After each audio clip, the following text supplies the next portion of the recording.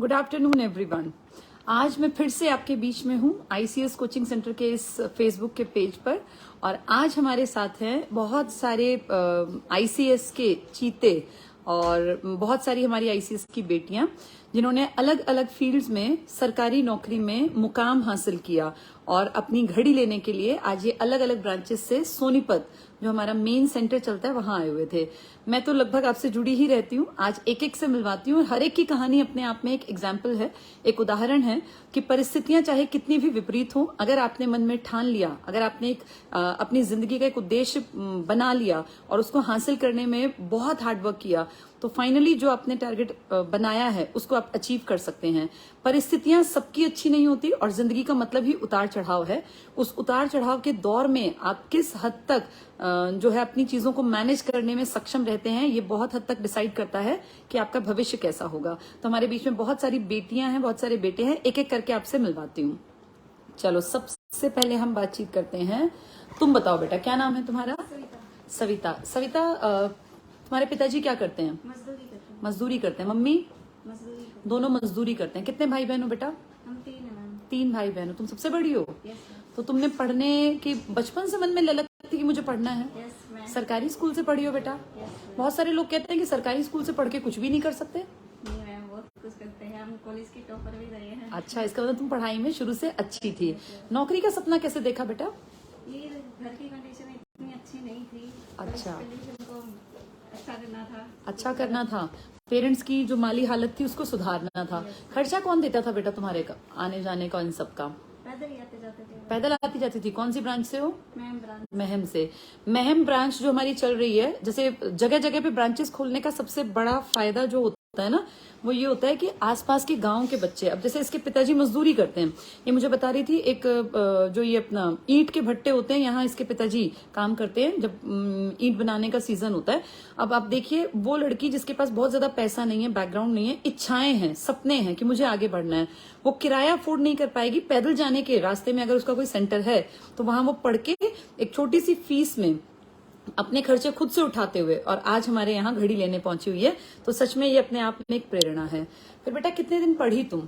Ma'am selection तो 8-9 महीने की उसमें हो गया। 8-9 महीने की तैयारी तुमने की। कब आई थी तुम हमारे पास? जनवरी को 2021 को और दिसंबर 2021 को जो फाइनल सिलेक्शन हो गया था। अच्छा, उसके बाद जो है उस पे भर्ती पे कोर्ट केस हो गया था, लेकिन सर से मैंने परमिशन लेके कंटिन्यू रखा। अच्छा, तब तक तुम आती रही जब तक कि तुम्हारी ज्वाइनिंग नहीं हुई? नहीं मैम, वो जो धरना स्थल लगा हुआ था उस पे धरने पे जाने के बाद नहीं हो पाया। अच्छा, तुम धरने में भी गई थी? हाँ, वो अपने हकों के लिए लड़ना, ये भी सीख लिया तुमने। बहुत बढ़िया बेटा। अब कहाँ पे हो आजकल? सोनीपत में। सोनीपत में ट्रेनिंग चल रही है अभी? अभी स्टार्ट नहीं हुई है, 0 पीरियड चल रहा है। अच्छा, 0 पीरियड चल रहा है अभी। 0 पीरियड में फिर क्या कराते हैं? ये फटीक करवाते हैं, थोड़ा बहुत ग्राम भाग दौड़, और ये इस भाग दौड़ को फटीक बोलते हैं? नहीं फिर घास काटना। अच्छा, घास काटना भी है। अच्छा, सारे काम करने पड़ते हैं। चलो ठीक है बेटा, इंसान को सारे काम आने चाहिए, है ना। और तुम तो जिस परिवार से निकली हो वहां तो वैसे भी जिंदगी बड़े जुनून के साथ जीने के लिए संघर्ष करना पड़ता है। तो बहुत बढ़िया बेटा, अच्छा लगा तुमसे मिलके। तुमने अपनी जिंदगी में एक मुकाम हासिल कर लिया। तुम्हारा नाम? सुमन रोहिला। सुमन रोहिला। सुमन, क्या करते हैं तुम्हारे हस्बैंड? प्राइवेट जॉब करते हैं। पिताजी क्या करते थे? पिताजी नहीं है। सुमन के पिताजी बहुत यंग एज में, जब ये थी 2008 में एक्सपायर हो गए थे। सुमन ने अपने घर परिवार से जैसा भी पढ़ लिख के आई, इसको ससुराल बहुत अच्छा मिला। देखिए, ये होता है लक फैक्टर। अपने घर से जब आई तो ऐसा सपना मेरे ख्याल नहीं था ना कि मैं लग जाऊंगी। हस्बैंड बहुत अच्छे मिले, उन्होंने इसको मोटिवेट किया कि तू पढ़ ले। और हस्बैंड के साथ साथ इनकी मदर इन लॉ, इनके फादर इन लॉ, एक अच्छा परिवार कैसे एक बहू को आगे बढ़ा सकता है, इसका उदाहरण है सुमन का परिवार। तो सुमन के परिवार वाले जितने मेरी बात उन तक पहुंचे, आप सभी लोगों को बहुत सारी शुभकामनाएं। और आप जैसे लोग अगर समाज में बढ़ते हैं तो फिर बेटी बहू कोई बोझ नहीं है और बहुओं को भी आगे बढ़ने का रास्ता दिखा सकते हैं।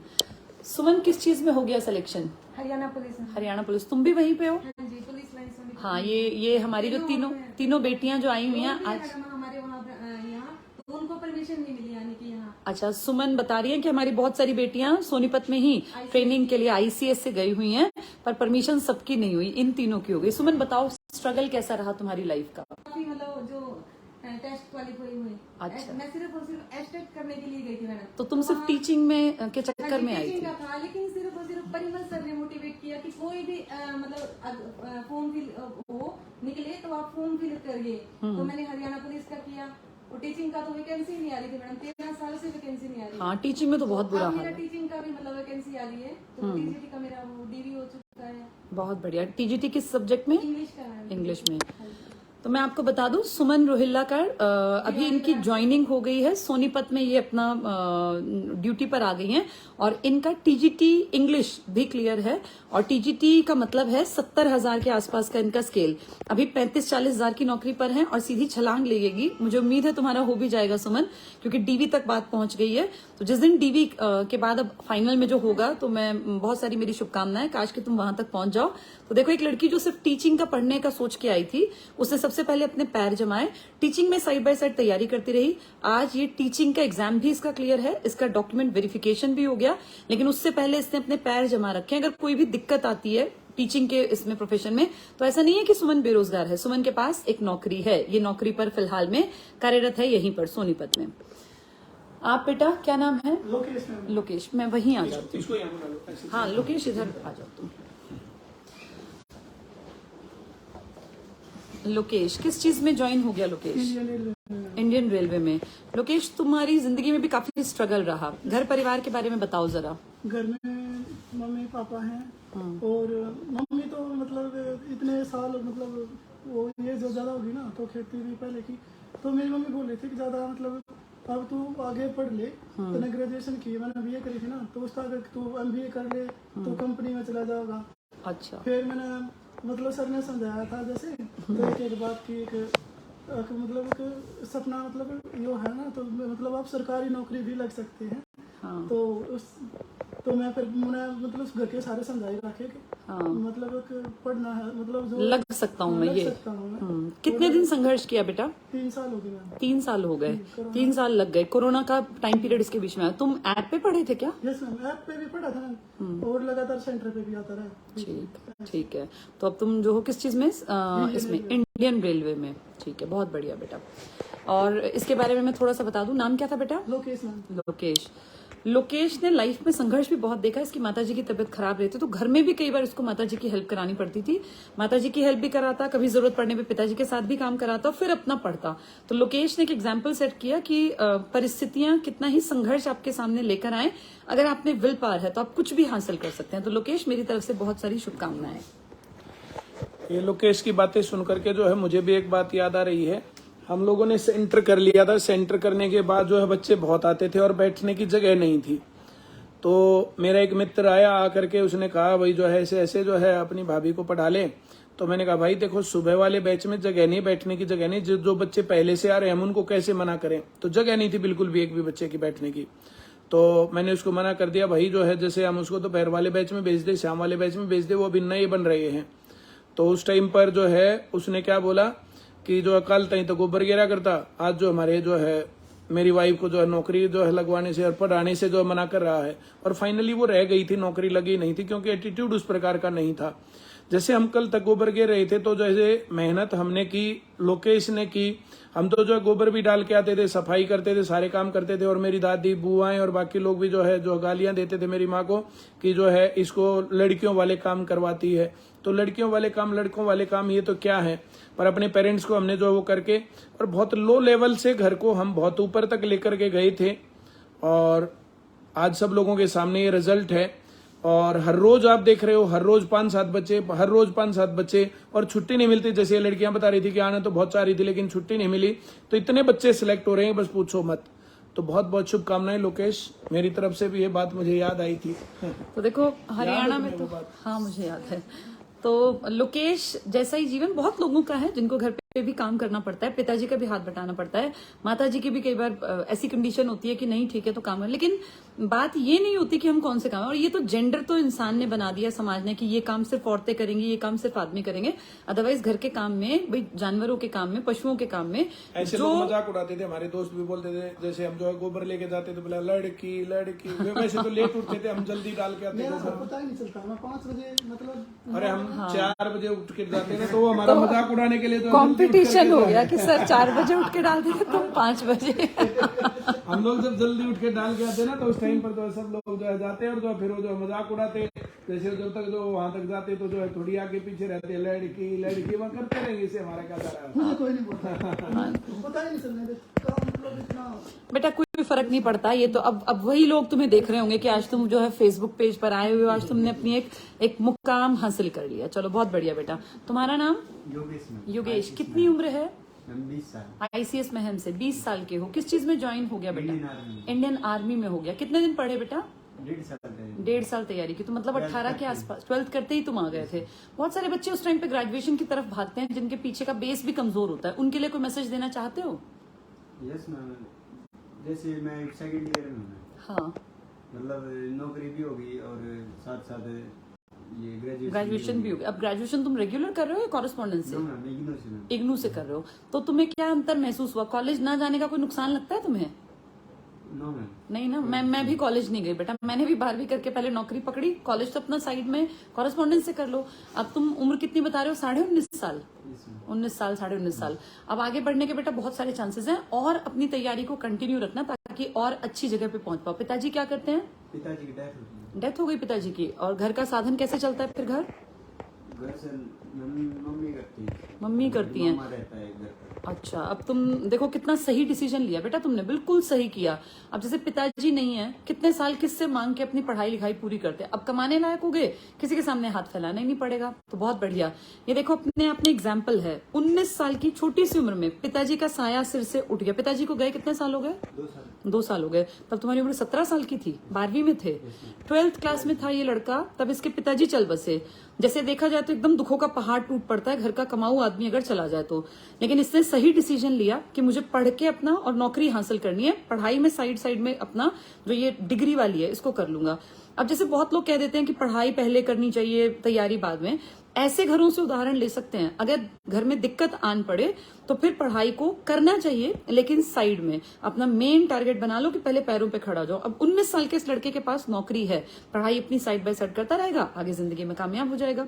चलिए, मैं महम ब्रांच हमारी संभालते हैं सतीश जी, सर को इधर बुला दो।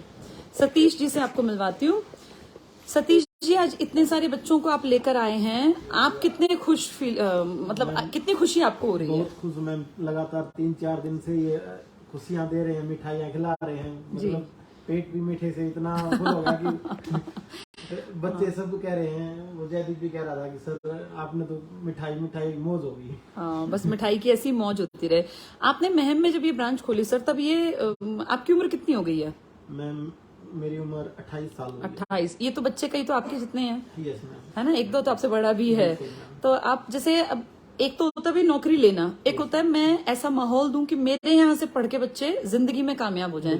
जो अब जिस स्टेज पे आप हैं, कुछ सर एक अलग तरह की खुशी फील करते हैं आप? बिल्कुल मैम, मैं जैसे मेरा जब मैंने ब्रांच स्टार्ट करी, मैं उस टाइम पे पढ़ता था, आईसीएस में पढ़ता था, रोहतक ब्रांच में पढ़ता था। अच्छा। तो उसके बाद मैंने बातचीत की घर पे, सब ने मना कर दिया। तो फिर मैंने अपने भाई से बात करी, उसने कहा ठीक है चल कर लेते। पापा मम्मी ने भी मना कर दिया था। फिर उसके बाद भाई मम्मी पापा ने बोल दिया ठीक है आप करो। तो शुरुआत की, फिर शुरुआत करने के बाद मैं दिन रात मेहनत की, खूब काम किया हमने। बिल्कुल। जैसे कई बार लाइट की समस्या बहुत होती थी, प्रोजेक्टर के लिए पता भी नहीं था कहाँ जाना कहाँ करना है, तो दिल्ली रातों रात आते जाते और उस संघर्ष।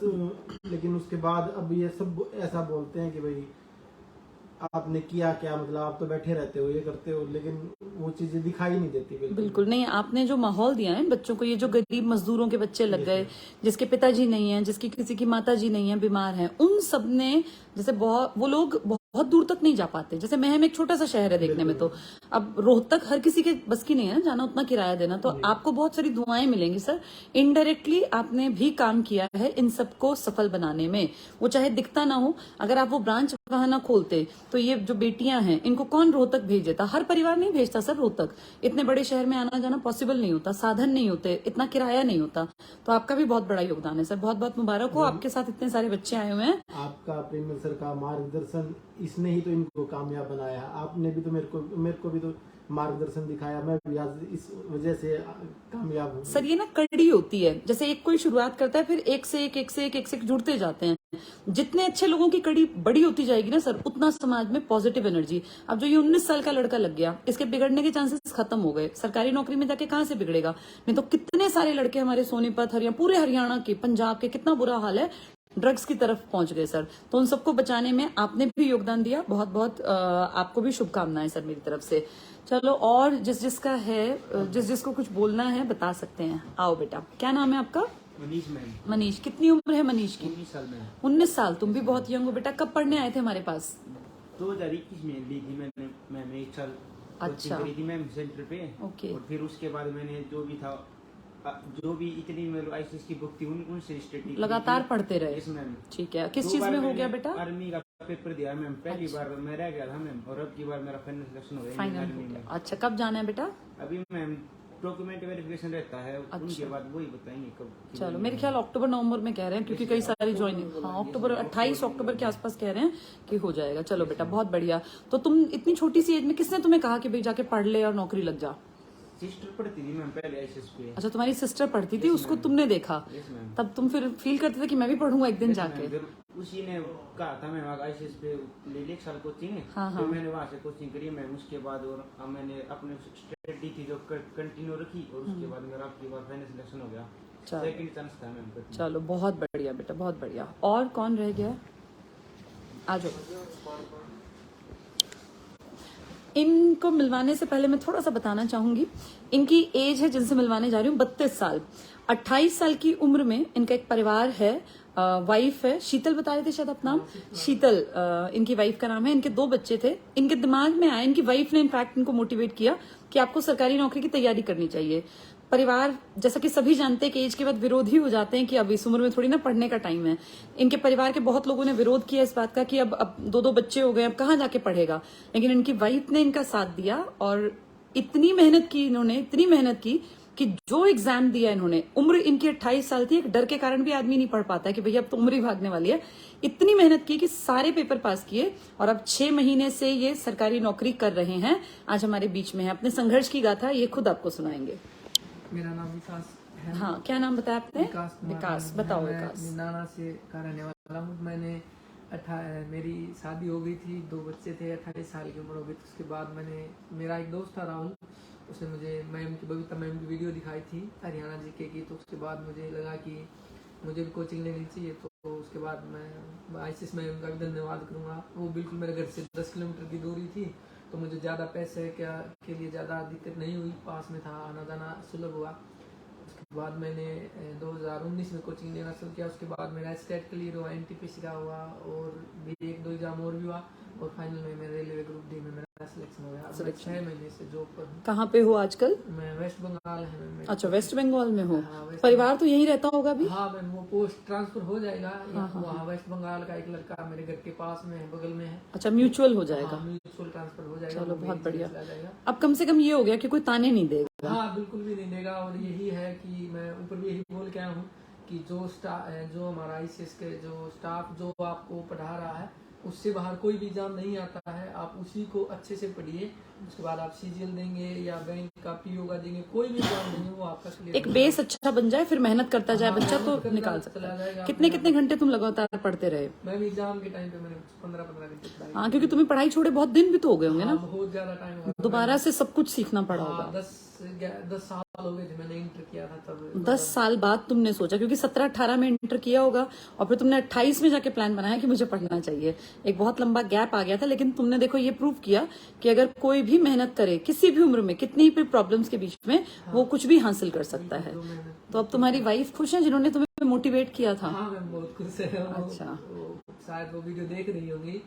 तो उन्हीं की वजह से वो मुझे सपोर्ट कर रही थी कि आप पढ़ाई कीजिए, जो होगा देखा जाएगा, अगर जो घर वाले कुछ बोलेंगे तो मैं सहन कर लूंगी। तो उसने मुझे कभी ये नहीं कहा कि आपके घर वाले या मेरे, उसके घर वाले भी उसको परेशान करते थे कि आप भाई तेरा हस्बैंड कुछ भी नहीं कमाता है, नहीं कमाता तो उसको बोलते क्यों नहीं। तो उन्होंने कुछ नहीं बोला, चुप हो गए, उनकी बातें सुन लेते थे। उसके बाद मेरे एग्जाम धीरे धीरे निकलने शुरू हो गए, तो फिर उन्होंने बोला बन गया मेरा फाइनल सिलेक्शन। अब ससुराल वाले सब लोग खुश हो गए होंगे कि दामाद जब ढूंढा था तब तो कुछ नहीं करता था और अब दामाद जो है वो सरकारी नौकरी पर है, उनके लिए भी अच्छा है। और देखो हर माँ बाप अपनी बेटी का भला चाहता है, इसलिए वो कहते होंगे, क्योंकि उन्हें ये नहीं होगा ना, पता नहीं पढ़ के निकलेगा कि नहीं। चाहते थे कि मैं कुछ काम कर लूं, दो बच्चे हो गए थे। हाँ सही बात है, परिवार था। तो तुमने ये अब एक तरह से ना कि ये धब्बा मिटा दिया कि उन्होंने अपनी बेटी जब ब्याही थी तो वो कोई कामकाज पे नहीं थे, लेकिन अब तुम सरकारी नौकरी में, बहुत बढ़िया। चलो और अच्छा अभी एक और भी है, आ जाओ बेटा। तो देखो ऐसे ऐसे उदाहरण हैं जिन्होंने जिंदगी में मुश्किलें देखी, बहुत सारे मुश्किल हालात उनके सामने आए। किसी की मदर बहुत बीमार थी, किसी के पिताजी यंग एज में गुजर गए, किसी के पिताजी मजदूरी करते थे, ईंट भट्टे पे काम करते थे, किसी की दूरी बहुत ज्यादा थी शहर में जाने की, तो किराया नहीं था उतना। इन सब की जिंदगी से हम बहुत कुछ सीख सकते हैं। एक और स्टूडेंट हमारे बीच में है, क्या नाम है बेटा? रोहित नाम है। रोहित तो बहुत ही यंग है, कितनी एज है बेटा? 19। कितने एज में हमारे पास पढ़ने आ गया था? मैं मतलब बात होते ही मेरी बेबी ने बोल दिया था मुझे आईसीएस में, वो पढ़ती थी पहले। अच्छा देखो सिस्टर्स भी, एक और भी बता रहा था ना, उसकी भी सिस्टर ने भेजा था। अच्छा तुम दोनों भाई हो, कजन हो? ठीक ठीक ठीक। अच्छा फिर बेटा क्या सोचा तूने, किस चीज में निकलना था? मुझे आर्मी में निकलना, मतलब आर्मी में ही? अच्छा आर्मी का जुनून था तुझे वर्दी का? आर्मी का है। अच्छा कब जाना है? अक्टूबर के लास्ट में है ज्वाइनिंग। चलो बेटा बहुत बढ़िया। और कुछ मैसेज देना चाहता है? तूने इतनी यंग एज में नौकरी हासिल कर ली, घर वालों का क्या रिएक्शन रहा, पापा का, मम्मी का, बाकी सबका? घर वालों के तो वर्ड ही खत्म हो गया ना। वर्ड ही खत्म हो गए। अच्छा तू ये मुझे बता, 11वीं 12वीं में कितनी बार पिटाई खाई थी तूने अपने पिताजी से? नहीं खाई? बिल्कुल, मतलब पढ़ने में तो ठीक है। अच्छा पढ़ने में ठीक था तू? सरकारी स्कूल में पढ़े थे, लेकिन बस ठीक थे, बाकी सरकारी स्कूल में पढ़ा हुआ है। देखो अब जैसे कुछ लोग सरकारी में पढ़ के भी अपनी लाइफ को सेट कर लेते हैं। अभी ये कोई बहुत पुरानी बात नहीं कर रहा, 19 साल बता रहा है ना, अभी 2 साल पहले ये सरकारी इसमें था, सरकारी स्कूल में। तो सरकारी स्कूल में भी पढ़ने वाला बच्चा जो है ना, वो कोशिश करता है, और हर किसी के पास इतने रुपए नहीं होते कि प्राइवेट में जा पाए। तो बेटा बहुत बहुत सारी मेरी तरफ से शुभकामनाएं। कोई और मैसेज देना चाहता है? मैं तो यही कहूँगा मैम, 12th होते अपने साइड में करो, मतलब ग्रेजुएशन करने के बाद बीए करनी है ना, वो करो, लेकिन पहले कोचिंग भी जरूरी है। इस टाइम पर आपकी मतलब संगत का तो बहुत फर्क पड़ा है। इस टाइम पर जब बालक अपने दोस्त का मतलब कॉलेज में जा तो फर्क पड़ेगा जी, मतलब बिल्कुल बिल्कुल, घूमने फिरने लग जाता था, बिगड़ने के चांसेस बहुत ज्यादा होते हैं। 19 साल में बेटा तेरे अंदर बहुत मेच्योरिटी है, और भगवान करे तो खूब तरक्की करे, सही रास्ते पे बना रहे, तेरे घर वाले जो हैं वो हमेशा खुश रहे, और तू भी खूब तरक्की करके आगे बढ़े। चलिए हमारी बातचीत हो गई, इन सब से मैंने आपको मिलवा दिया। और अच्छा एक स्टूडेंट रह गई है, आ जाओ बेटा। चलो आज तो लंबी कतार लगी हुई है। एक और बेटी हमारे बीच में है। हाँ बेटा नाम बताओ अपना। रानी। रानी कितनी एज है आपकी? 27। तुम भी वो 2 साल वाले लपेटे में रह गई थी क्या? अच्छा नहीं तो पहले ही लग जाती है, तो सरकार की कमी रही, कोई बात नहीं। ये सेकंड टाइम था मैम, पिछली बार भी मेरा हो गया था हरियाणा पुलिस। अच्छा पिछली बार भी हो गया था, फिर किस चीज में लास्ट लिस्ट में रह गई थी? मैम मैंने रेस नहीं हो पाई थी। अच्छा पिछली बार फिजिकल में निकल गई थी, इस बार जो है सब कुछ फाइनल हो गया। आप यही सोनीपत में ही हो ना तुम भी? हाँ जी मैम। हाँ तो बेटा तुम जब हमारे पास आई थी तो तुम्हें था कि मैं लग जाऊंगी?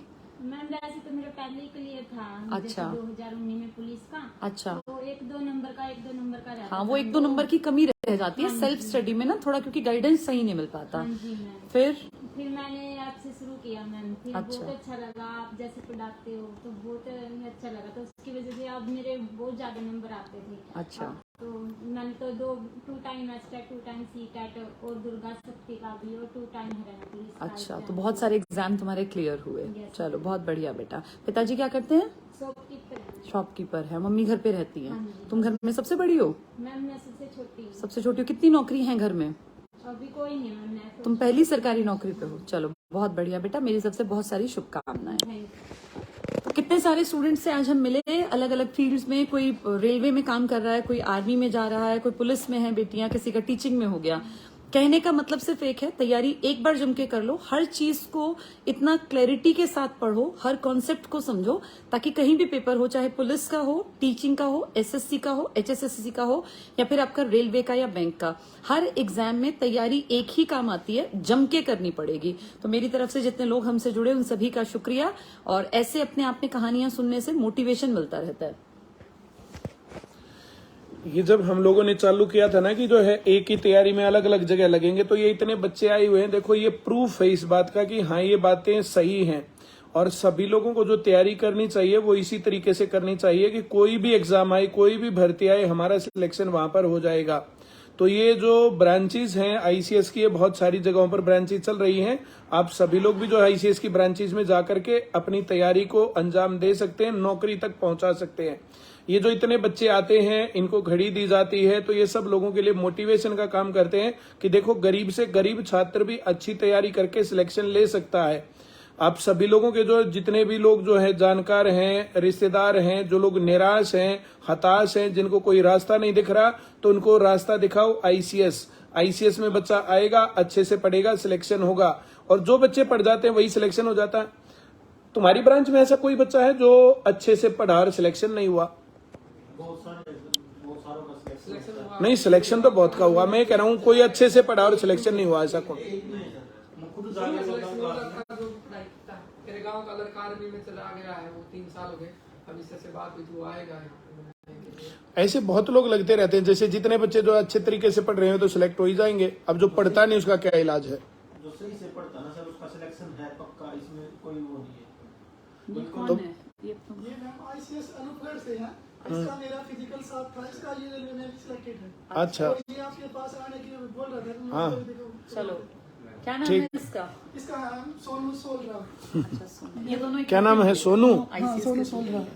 सोनू, तुम फेसबुक पर भी लाइव हो मेरे साथ साथ। कैसे हो तुम? वॉइस कम करके। हाँ, आप कैसे हो सर? मैं बहुत बढ़िया हूँ। कहाँ ज्वाइनिंग है तुम्हारी अब? सर बीकानेर है, लालगढ़। अच्छा, बीकानेर लालगंज में। चलो बहुत बढ़िया। अनूपगढ़ जब मैं आया था तब तुम थे? नहीं सर, लालगढ़, बीकानेर वर्कशॉप में है, लालगढ़। अच्छा अच्छा अच्छा। मैं ये पूछ रहा हूँ, जब मैं बीकानेर वहाँ आया था अनूपगढ़ जब थे? तब था मैं। हैं? थे तब था ये।